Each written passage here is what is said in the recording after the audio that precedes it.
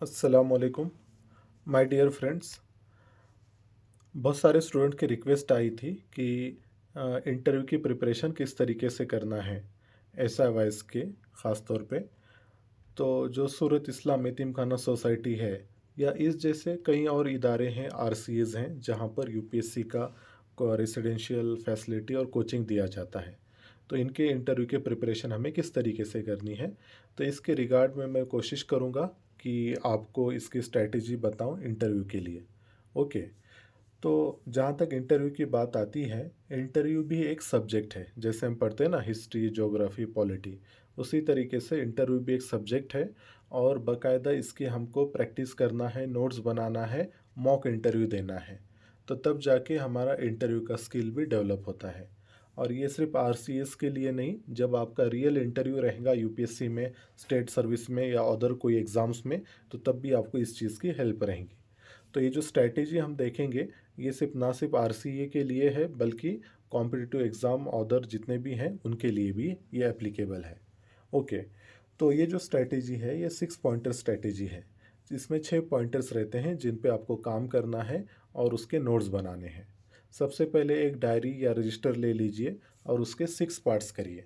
और जो 6 पार्ट्स हैं, first part will be the introduction, second part रहेगा native place, third part will be about personal section, fourth part will be current affair, fifth will be about your educational background, and the sixth part will be about extracurricular activities. तो जो RCA में interview related questions होते हैं, तो mostly ये 6 theme के आतरा पूछे जाते हैं। तो अब यहाँ पे देखो, अब ये सेक्शन तो हमने बना लिए, पर इनमें एग्जैक्ट हमको प्रिपेयर क्या करना है। जहाँ तक इंट्रोडक्शन की बात आती है, तो इंट्रोडक्शन में देखो, इसमें आपको फैमिलराइज कराना है पैनल को आपके बारे में।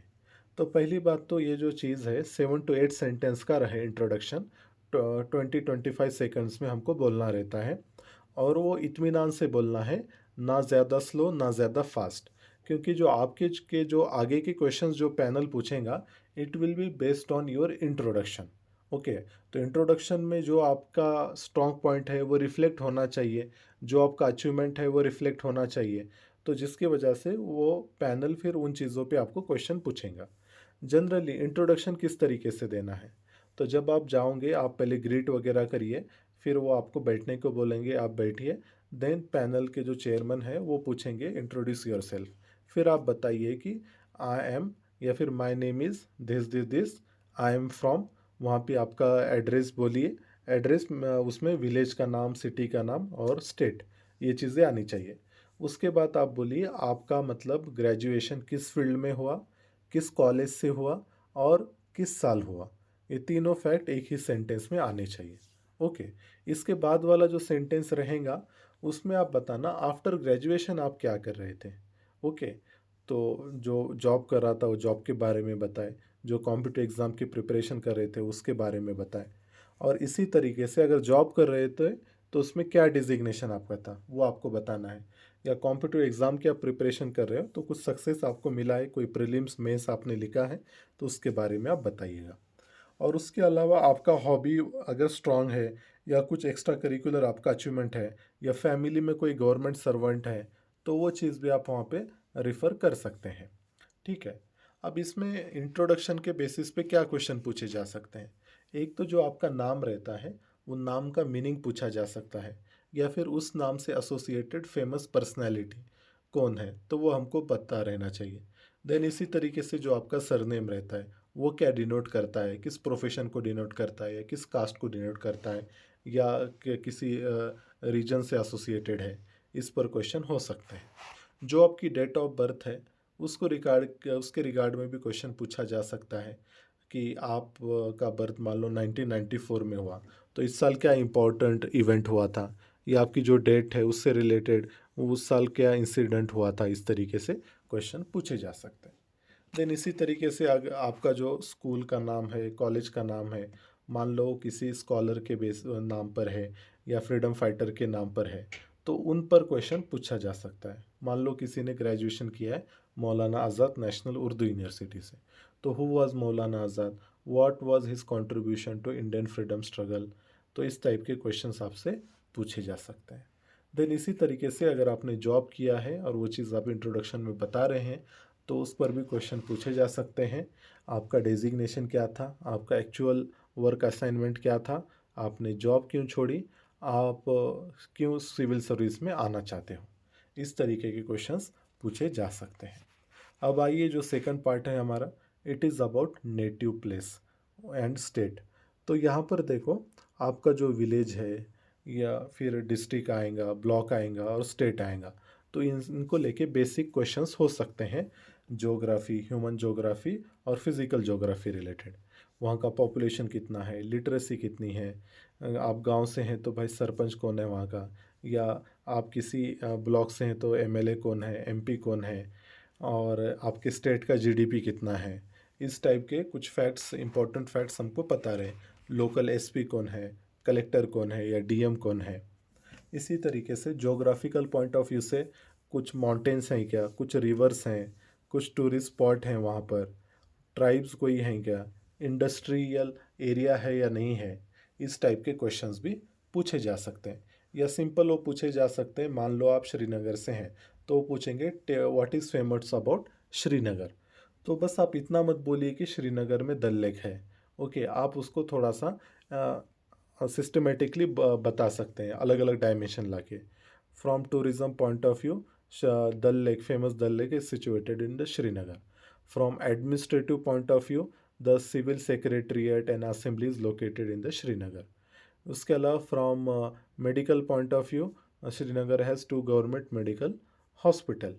इसी तरीके से from environmental point of view, Srinagar has 1 national park which is Dachigam national park.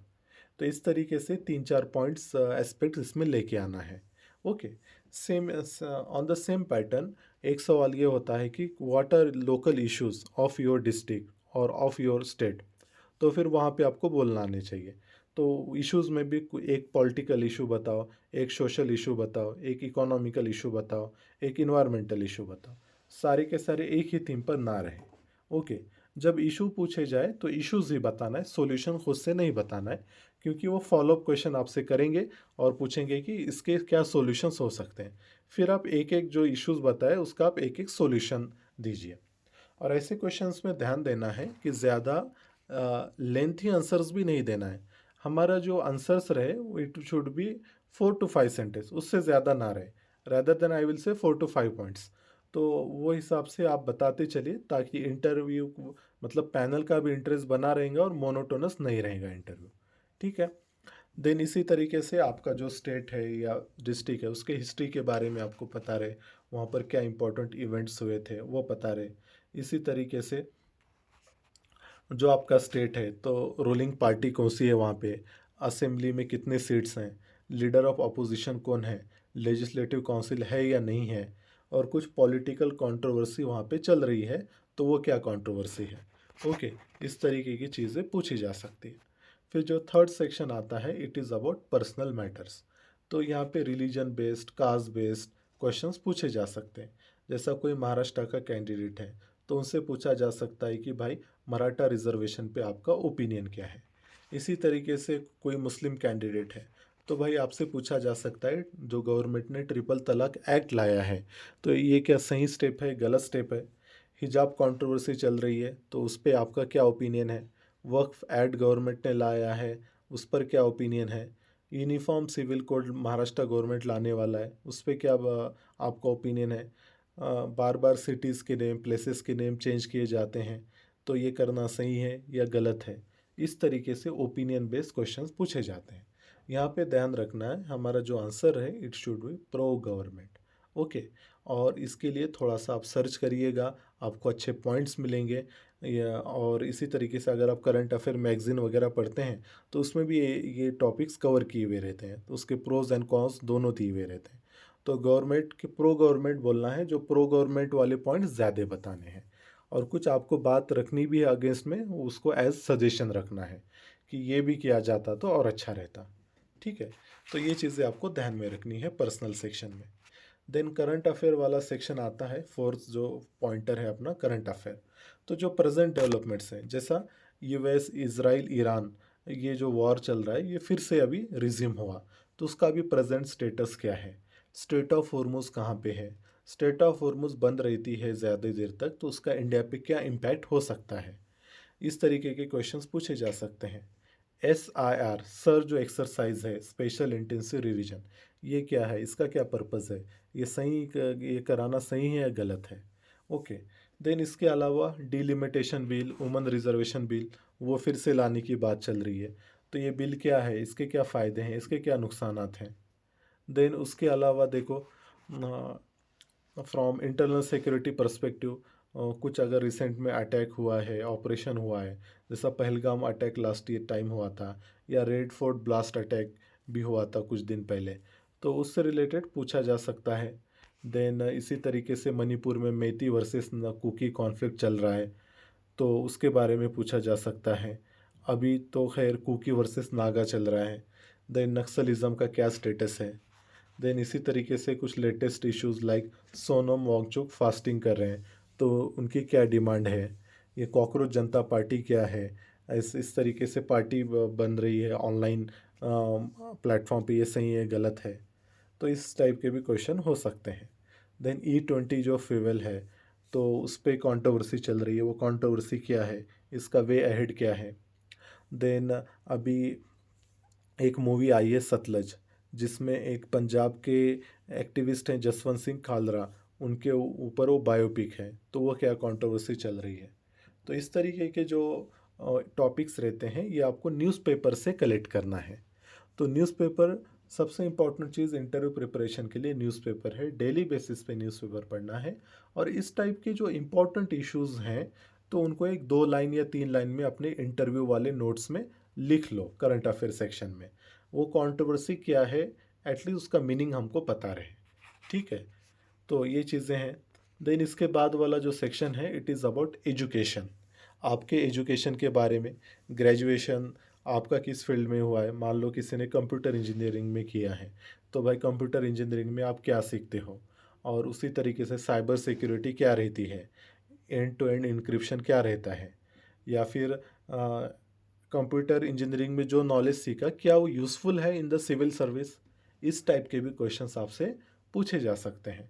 Then मान लो कोई डॉक्टर है, कोई इंजीनियर है, या कोई साइंटिस्ट है, और वो अब यूपीएससी की प्रिपरेशन कर रहे हैं, तो उनसे ऐसा पूछा जा सकता है कि भाई आपको तो वहाँ पे मेडिकल फील्ड में बहुत ही अच्छा आपको अपॉर्चुनिटी था, फाइनेंशियली भी, साथ में आप कम्युनिटी वर्क बहुत सारा कर सकते थे, then why you want to join UPSC. इस टाइप के क्वेश्चंस भी होते हैं। ओके, इसमें देखो ज़्यादा परेशान नहीं होना है, सीधा इसको सर्च करो या चैट जीपीटी पे देखो, आपको अच्छे आंसर्स मिल जाएंगे। ओके, तो एक बैलेंस आंसर यहाँ पे देना रहता है ऐसे क्वेश्चंस में। और एजुकेशन वाला जो डोमेन है ये बहुत वास्ट डोमेन है, तो सारी चीज़ें हम तो नहीं पढ़ सकते पूरा ग्रेजुएशन में हमने जो जो किया। अलबत्ता एटलीस्ट मेजर टॉपिक्स क्या हैं या फिर मेजर सब्जेक्ट्स के नाम हमको पता रहे, और जो हमने डिसिप्लिन में क्या सीखा, मेन जो कोर चीज़ रहती है वो हमको पता रहे। ओके, तो ज़्यादा डिटेलिंग में नहीं जाना है, बस ऊपर ऊपर से एक ब्रीफ इंट्रोडक्शन हमको रहे अपने ग्रेजुएशन के बारे में। देन जो छठी चीज़ है and the last, about extra curricular activities. मान लो कोई हॉबी है किसी का फुटबॉल, तो फुटबॉल का भी फीफा वर्ल्ड कप चल रहा है, ये फीफा क्या है, इसी तरीके से कितने टीम इसमें पार्टिसिपेट करते हैं, और कुछ उसमें टेक्निकल टर्म जैसा ऑफ साइड एक आता है टर्म न्यूज़ में, तो उसका मीनिंग क्या रहता है, रेड कार्ड क्या रहता है, येलो कार्ड क्या रहता है, इंडिया क्यों क्वालिफाई नहीं होता है। तो इस टाइप के क्वेश्चंस पूछे जा सकते हैं। और अगर आपका हॉबी स्ट्रांग है तो आप उसको इंट्रोडक्शन में भी मेंशन कर सकते हैं। ठीक है, तो इस तरीके की चीज़ें रहती है। ये 6 पॉइंटर्स हैं जिन पे आपको मेहनत करना है, इनको अच्छे से प्रिपेयर करिए। और भी कुछ एडिशनल पॉइंटर्स आप इसमें जोड़ सकते हैं, और इन टॉपिक्स को अच्छे से प्रिपेयर करना है। और जितना भी हो कोशिश करना आंसर रिटर्न में लिखो। ख़ास तौर पे जैसा इंट्रोडक्शन है, या लोकल इश्यूज़ हैं, या what is famous about your native place, कि इस टाइप के जो क्वेश्चंस रहते हैं हम बार बार भूलते हैं। और इंट्रोडक्शन तो फर्स्ट क्वेश्चन रहेगा, तो अगर वो हम प्रॉपरली प्रिपेयर नहीं किए हैं तो फिर उसमें ही हमारा लो कॉन्फिडेंस दिख कर आएगा। तो इंट्रोडक्शन अच्छे से प्रिपेयर करना है। उसको आप सोलो वे में प्रैक्टिस कर सकते हैं, आईने के सामने देखकर उसको बार बार दोहराओ, डेली 2-3 बार, तो एक अच्छा इंट्रोडक्शन आपका डेवलप होगा। इसी तरीके से आपका जो डैफ है, उसको डैफ को फिल करके अपने कलीग से शेयर करो। और उनको बोलो कि इस पे जो भी पॉसिबल क्वेश्चंस है वो मुझसे आप पूछो। तो वो क्वेश्चन पूछेंगे, उसका आपको प्रैक्टिस हो जाएगा। जो जजमेंट बेस्ड क्वेश्चंस हैं तो उसमें डायरेक्ट येस और नो इस टाइप से आंसर नहीं देना है। अगर आपसे पूछा जाए कि भाई यूनिफॉर्म सिविल कोड लाना चाहिए क्या, तो फटाक से येस या नो नहीं बोलना चाहिए। पहले आप थोड़ा सा उसका बैकग्राउंड बताओ। यूनिफॉर्म सिविल कोड ये हमारा डायरेक्ट कॉन्स्टिट्यूशन में मेंशन है under article 44, directive principle of state policy है। फिर अब बताओ इसको लाने की क्या ज़रूरत है। आप बताओ कि जो इंडिया के पर्सनल लॉज हैं ये हर रिलीजन के लिए, कम्युनिटी के लिए अलग अलग हैं। मैरिज हो या इनहेरिटेंस हो, सक्सेशन हो, और बहुत सारे एक्ट्स ऐसे हैं जिसमें मतलब जेंडर डिस्क्रिमिनेशन है। और इस जेंडर डिस्क्रिमिनेशन को दूर करने के लिए यूनिफॉर्म सिविल कोड लाना ज़रूरी है।